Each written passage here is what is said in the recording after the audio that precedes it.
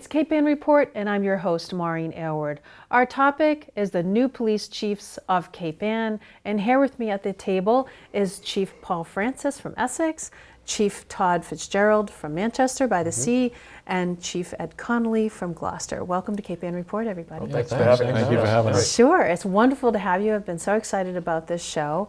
To kick us off, I thought I'd just ask you about your careers in policing, because you've been in it for pretty much your whole career.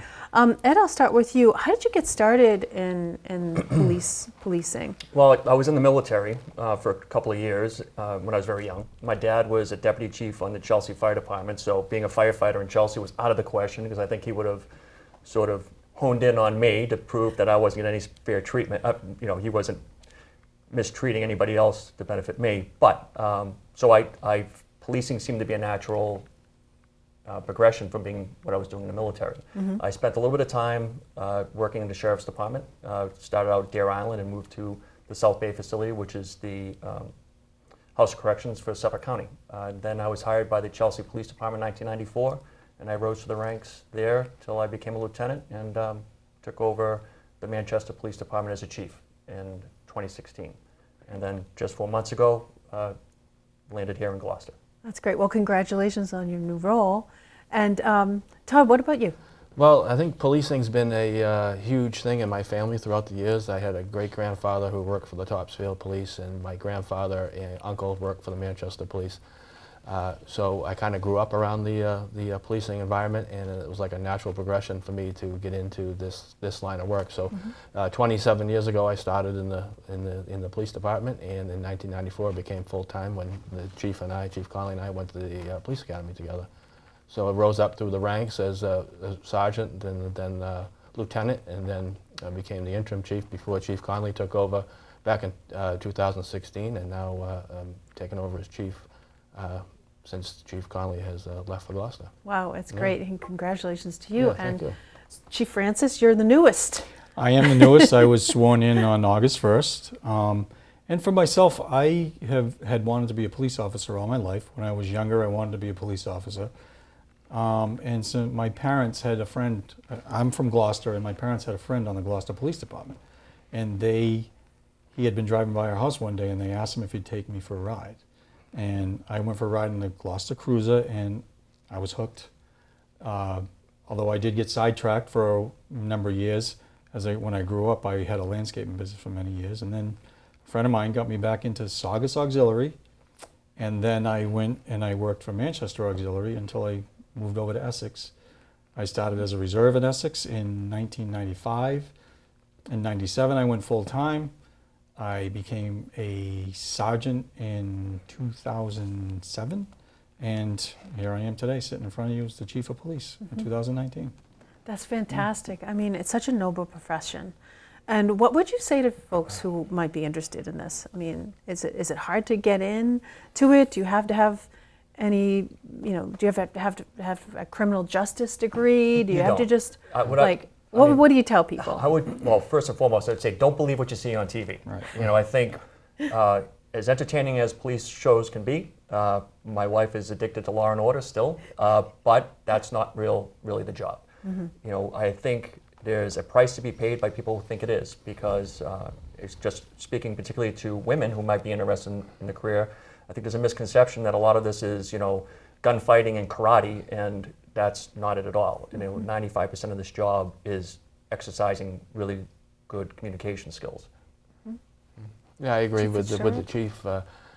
Basically, I think if you want to get into this line of work, you have to put in the time and effort, and you'll get what you put into it. One thing I would say, based upon my own experiences, is I would say, if you really want to be a police officer, which is a very noble career, this is more of a way of life than it is a job, to be honest with you. Don't give up. To be honest with you, I gave up for a while before I found a different way to get in, but don't give up. It is a great career, and I wouldn't change it for anything in the world. What is a police officer, what does it mean to be a police officer to you? guys want me to take that? Chief Fitzgerald, what does it mean to you? Be a member of the way I look at it, a member of the community that's there to help out all the time. And I'm fortunate enough to live in the community that I serve, and I find that that's real helpful, to me when I deal with certain issues in town. And I feel that people feel comfortable coming to me because I've been there so long and know the history, so to speak. Yeah. Well, policing on Cape Ann is also something that you do together, and you do apart. Yes. What does it mean to be the chiefs of police of Cape Ann? How do you work together, Chief Francis? Well, we do have collaborations that we do. We are involved in a behavioral mental health grouping, if you will. We're involved with Beverly's involved, Ipswich and Rockport, and that's one thing that we work together on, and it's been fantastic. We have a clinician that we work with, a couple of clinicians that we work with, and if there's a mental health issue that we're dealing with, look, we're not experts in that area. It's nice to have that person to fall back on, and I've had situations where I've had somebody with a mental health issue, and within 10 minutes she's got a clinician's paper for me, and we're able to get this person evaluated. So that's one thing we do together. There's a number of things. For example, for the parade and fireworks that we're having in Essex this weekend on the 9th and the 10th, Chief Fitzgerald is going to come over with one of his officers on a motorcycle and help us out with that.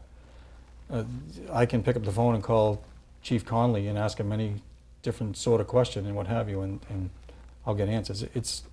It's really good to have a situation. Yeah, we have to work together up here in Cape Ann. I mean, we have to share our resources, is what Chief Francis is referring to, and that's just one of many things that we share. But it's, we have such a great collaboration because, when the storms come, when winter's coming, and when it's here, we all need to pool our resources to get the job done. And I think Chief Fitzgerald mentioned this earlier, we have different patches, but that's not how we see it. It's, I call Todd, I call Paul, I call John in Rockport, and that's the kind of it's at that level. And we're always looking to find synergies that we can make work together. I think the prior knowledge of us working together and knowing each other, before we got in these roles is a huge factor in that. So. And the different police officers and the departments, they also have an opportunity to meet each other and talk to one another and get to know each other? Yeah, all the time. I mean, we call each other, our departments will call each other all the time for a mutual aid situation. If there's an accident close to the Manchester side, then we'll call Manchester. If there's an accident close to the Gloucester side, and it's not just accidents, but for example, with traffic situations and what have you, if we have to shut roads down, we all work together because we're basically, in a sense, we're kind of like one big community. And we've actually codified that into a memorandum of understanding that we have that allows our officers to exercise police powers in each other's communities under certain circumstances. Such as? So really under any circumstance, if let's say a Gloucester officer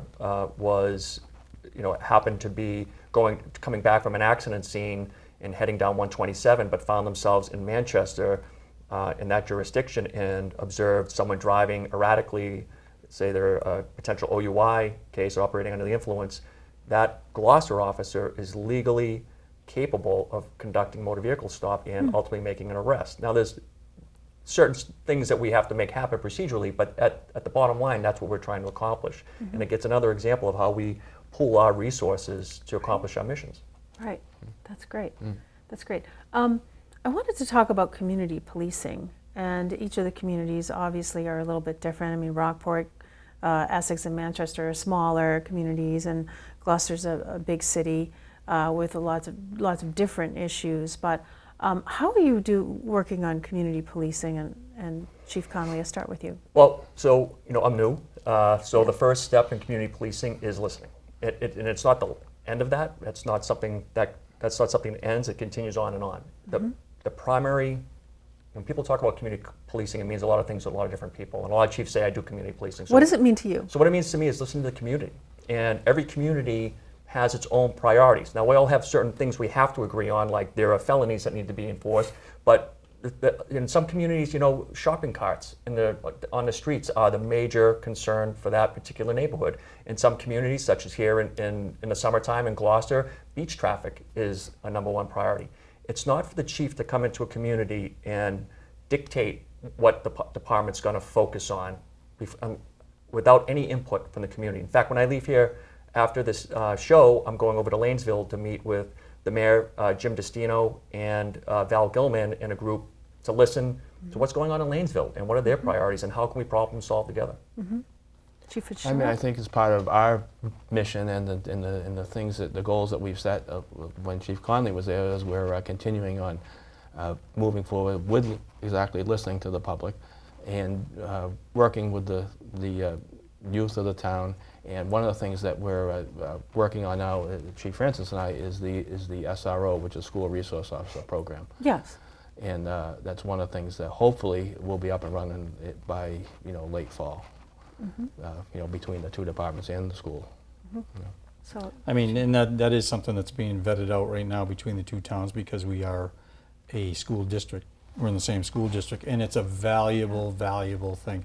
I personally was a DARE officer back in, I believe I started as a DARE officer in 2000, and I tell this story all the time, and I'm sure people get bored with it, but I, to this day, will run into people that remember me as a DARE officer, and that's how they know me.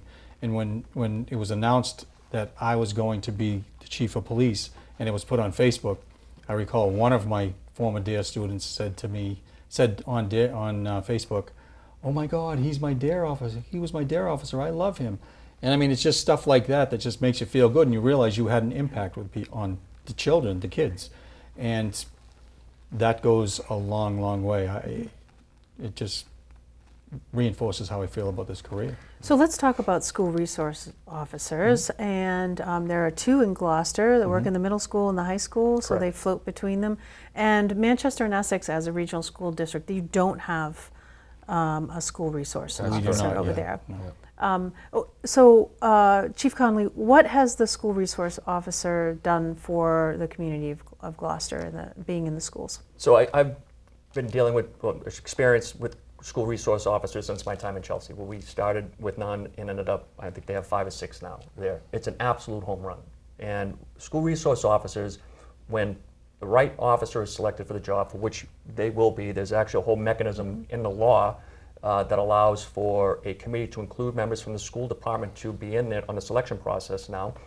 When the right person, right officer is matched with that job, their job is to be a mentor for these kids. It's to get to the point to what Chief Francis said, a lifelong relationship, to breaking down the stereotypes between the community and police officers. But also, it's to keep kids safe, of course, at the end of the day. And that goes all the way from hopefully deterring any kind of violence or mass violence that might happen in a school, all the way to a simple, hey, I hear there's going to be a party at Singing Beach, this weekend, and allows us to get there before the kids get there and just stop a problem before it even happens. And that's why the school resource officers are that's their job. I think the misconception is that they come in there and their job is to catch kids doing things. And if a school resource officer has to make an arrest, that's almost a failure. We have to take a look at that and say, what could we have done before the arrest was made? So it's a home run. What are you hoping for while you're going through the discussions for the school resource officer and the hopes for this person going into the schools?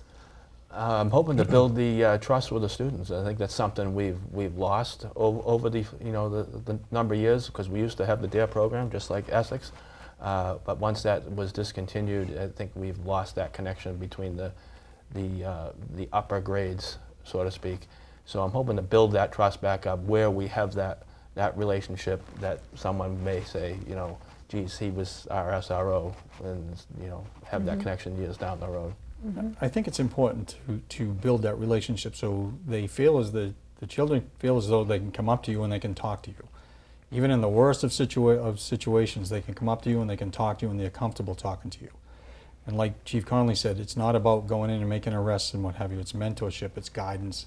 And I think that's very important. And it goes a long way towards also counteracting some of the things that they may see on TV or in the news about police officers, because the majority of us are nothing like that. And for them to get to know us, they might look at us and say, you know something, he's nothing like that. Yeah, He I has wanna- children, and he goes to soccer games and what have you. You know. I think Yeah. just to segue into that, break down that stigma that, you know, we're not like the big bad guy when we put the uniform. We're human beings and members of the community too.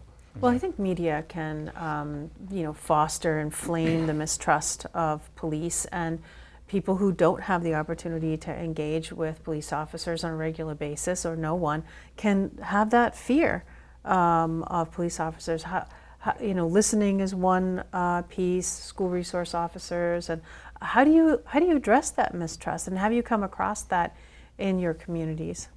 Well, I think here in Gloucester, for the most part, the community supports the police department. Everywhere I go, I hear stories. And what's interesting is, I have a roster of the officers, and it says, where they live. And when I look at that, about 85, I would say, maybe even 90% of my officers are from Gloucester. They're born and raised, still live here. That's unusual in a lot of police departments in this state. So there is inherent support in that sense, but there also are questions. There are questions about the police department. There are, stuff that might have happened in the past that lingers around. And I think what's critical for any chief is to have a robust integrity system. If you want to call it internal affairs, whatever you want to call it. But the integrity system has to be something that's transparent and easily accessible. Well, to the tell us public. about the integrity system and what that means, and how like our viewers can understand that process is happening. Right, so it's the idea of, if you have a complaint, maybe you don't even know if it's truly a complaint, or maybe you feel like, well, maybe I'm wrong. You should always feel comfortable coming into a police station. I always say this when I meet with somebody who has a complaint, or when I talk to somebody, they want to come in and give me feedback. I always say, I've been a cop for almost 30 years, and when I walk into a police station, I feel anxious if I haven't been there before. I feel anxious. So I always appreciate that anxiety, getting over that anxiety and still coming in. And we can't do everything to help somebody through that, but we want to make sure they understand that they're not going to be looked down upon. There's no retribution. I would have zero tolerance for any officer who took retribution on somebody for coming in to make a complaint for anything. But it's also having a process that is public and transparent.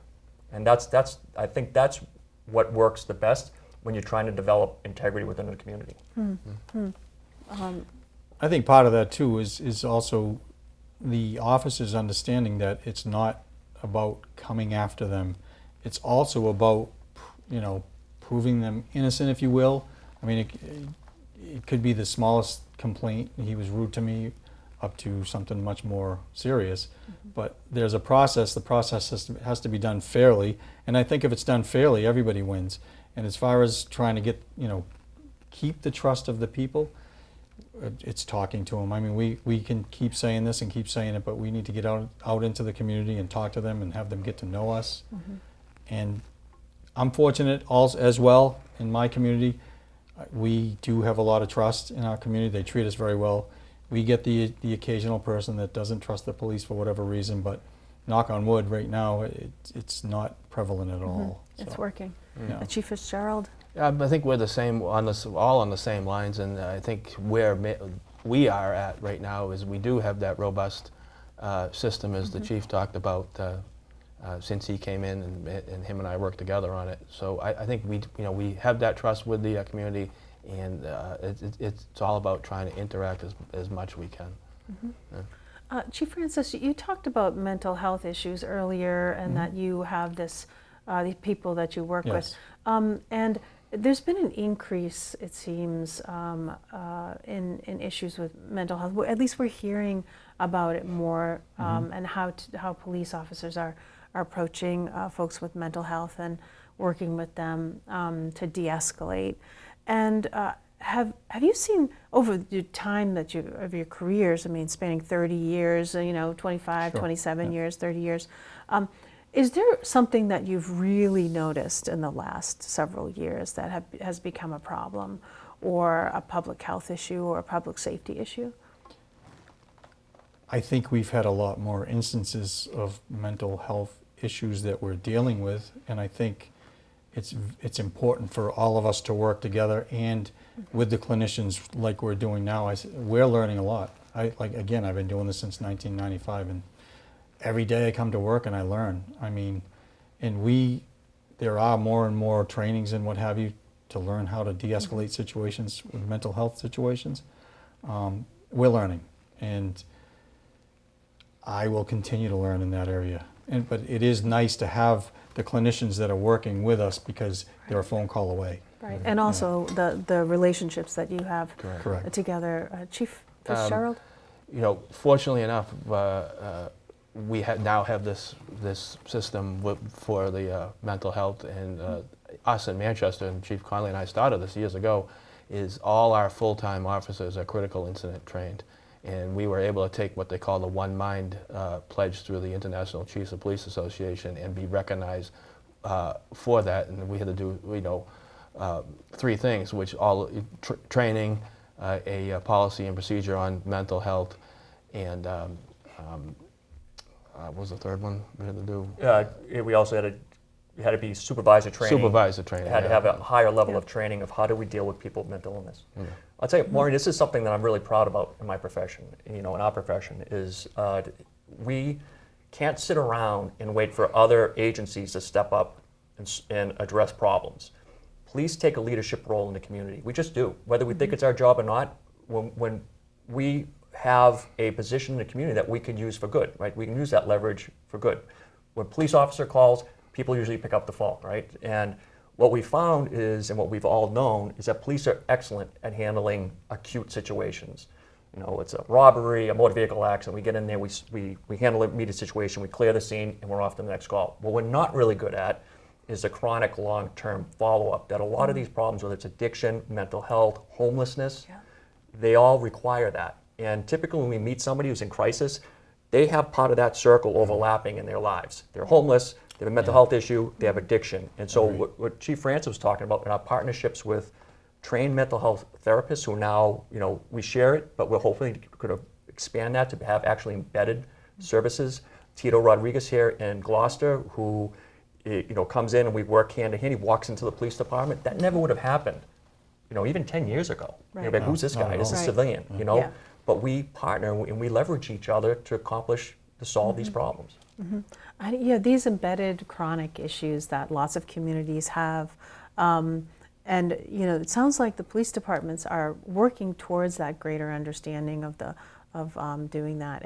And does Manchester and Essex have anything similar to the PARI program? I mean, do you have approaches, for instance, where you're not? Well, in Manchester, we just recently developed a outreach team in Which we're on. Where Essex is involved in. There's Manchester officers and Essex officers, along with the mental health people, that if we do get notification of someone that's in crisis or in need of help for addiction, we will reach out to them and offer services as best we can. What we'll do in a situation like that is if someone say somebody overdoses in one community, but they're from our community, for instance, one of my officers and one of Chief Fitzgerald's officers will go and talk to them and offer them services. And it's not going as an enforcement realm, if you will. It's just talking to them and trying to offer them services because we understand. I'll be perfectly honest with you, when I first got on this job, I was hesitant, skeptical, to be honest with you. And the more I did the job and the more I realized, they're just people like us that for whatever reason have something happened and they have a substance use disorder that they're dealing with. And when you start to look at it like that and think about it in a more humane manner, you want to help those people. And I think that's what we're doing with this collaboration. And we're also doing the Essex County, there's a database that we're involved in too. That's the Essex County Police Departments. We have a database that sort of thing gets entered, and Chief, you could probably speak to it. What does that entail? So it's a recognition that overdose doesn't follow jurisdictional lines. They're not, I guess it would be easier if it did, but it doesn't. So there could be a resident from Gloucester who has an overdose in Essex, and I may not know about that, but now with our new data system, I would, or someone in my department would receive an email, and we found that just simply going and doing a door knock and meeting that addict where they're at in their recovery and giving them some information has a great impact and reduces the chance that they'll OD again. And so this is part of that whole follow-up piece. Correct. Yes. Correct. Yeah. Well, police officers are oftentimes the first on the scene. Correct. And what is that like for all of you? If I could ask, like, your experience of being a police officer and being the first on the scene and engaging with folks, because oftentimes you're meeting people not at their best, right? Correct. Chief I Fitzgerald? mean, I think for us, it's, well, for me anyway, it's your training kicks in. And, you know, depending on the situation, depending on what type of crisis you're dealing with, for me, I've, you know, been able to handle that and rely on what I've been trained to do. But, you know, it's pretty easy to. Yeah, I think Yeah. it's a great it's an opportunity. You know, what happens when you arrive on scene is you have an opportunity to impact that person's life, you know, one way or the other. And even if it's a negative outcome for one person, it may turn into a positive outcome for somebody else in that same situation. So I think that's part of the job that most police officers enjoy, feeling like they can make a difference. Right. The flip side of that is many times those people influence, you know, or have an impact on our lives. Can you Whether tell us a it's- story about that? Yeah, actually I do have one. Many years ago when I was on midnights, I had made an operating under the influence of alcohol arrest. And the gentleman was kind of down on his luck and what have you. And there was a situation with a family member that I had to help with while he was being processed. Fast forward 5 years down the road, I'm doing traffic enforcement on Main Street in Essex, and I looked across the street and I see this gentleman get out of a car, and he looked familiar, but I wasn't quite sure who it was. And he came up to my police car and he started talking to me and he said, "You're Officer Francis, aren't you?" I said, "Yeah, I don't recall who you are." And he told me who he was, and he looked at me and he said, "You know something, that night you changed my life. I have not had a drink since." And I mean, what you talk about an impact. And once again, another story where it made me feel as though, you know what, I made the right choice. We can't affect that sort of change in everybody, but it's nice to know that you do affect that change, sort of change in people. It's so important. Well, that's all the time that we have. Believe it or not, we're out. Chief Paul Francis, Chief Todd Fitzgerald, and Chief Ed Conley of Gloucester and Manchester and Essex. Thank you all for being on Cape Ann Report and talking about issues. And congratulations on being the new chiefs Thank you. on Thank you very Cape much. Ann, and good luck with all your work and your future endeavors. Thank you. very much. Until the next time on Cape Ann Report, we hope to see you again. Check us out on social media, and I'm Maureen Aylward. Thank you for tuning in.